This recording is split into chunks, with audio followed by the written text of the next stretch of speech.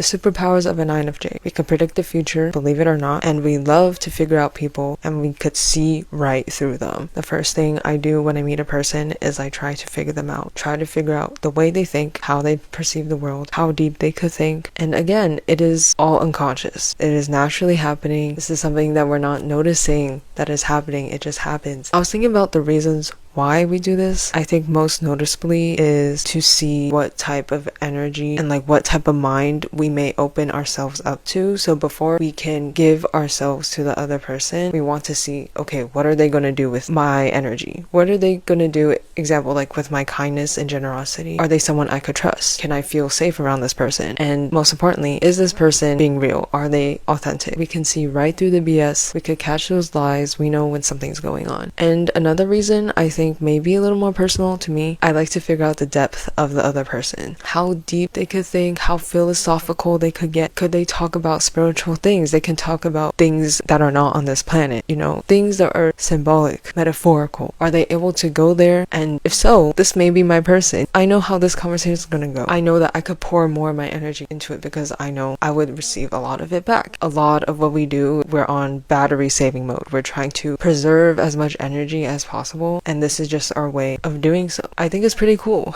honestly. So basically we're kind of just like gauging the other person. Okay, what are you like? And based off of that, how am I going to engage with you after, and will this drain my energy? And what comes with figuring out people, it involves analyzing and observing, and the INFJ stare. I don't know if this is an official term. I think it's thrown around to describe like how INFJs are in the zone, like analyzing something or using their NI. When I would really analyze someone, observe them, I would just stare at them, and I'm not even noticing I'm doing it. So it's like unconscious again. I'm just trying to figure out, okay, what is this person like? What are their behaviors and patterns and stuff? So I just like zone in on them. And the first time this was brought to my attention, I was in elementary school. And I think before it was brought to my attention, I just kept doing it.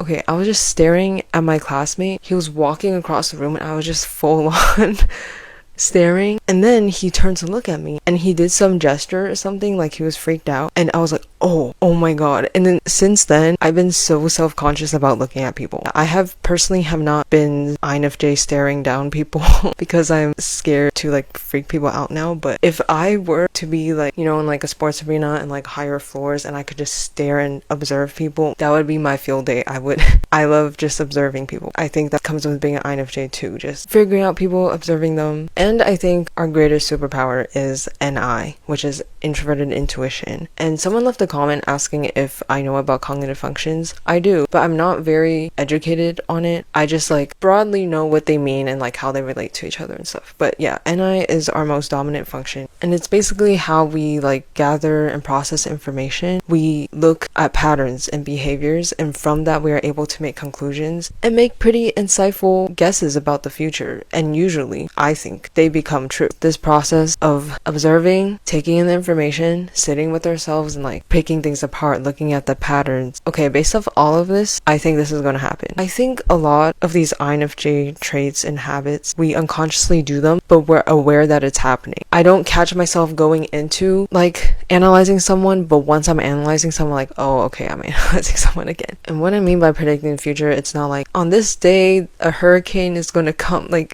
no, like more having to do with social relations, the nature of people. This was very noticeable in my life. Like my NI was very prevalent to me when I was like in a larger friend group, getting to know people, knowing how they think and their behaviors and the dynamics between people. And based off of that, I could be like, okay, I think they're gonna get closer. They may have a conflict. If there's a conflict, I think this solution is best, and I think this person will react this way. I think the fact that we're overthinkers is very handy sometimes because we look at all the possibilities, and I think we have a very objective view. Like we see the full picture. Like if I were to help a friend, I'm not looking at things only from her perspective and how to make the situation better, but I'm looking at everyone involved. And then like it's like a chessboard. It's a chess game. Wait, that's a pretty good analogy. It's like we're playing chess and we could kind of predict what the next move the other player is going to make. I'm definitely not the best at explaining cognitive functions and stuff, so I did my best as a INFJ and how I experience having NI as a dominant function. Yeah, if there are people who are more educated and know more about NI, please leave your thoughts down below. I think I can learn a lot from it. So a little end segment for my returning viewers and people who have seen my previous INFJ content. Very, very glad and grateful that you guys are enjoying that. And yeah, I do plan on making more INFJ stuff, so leave more specific topics that you want in the comments and I will look through them and consider and make like some scripts out of them. I'll see you guys next time. Thank you for watching.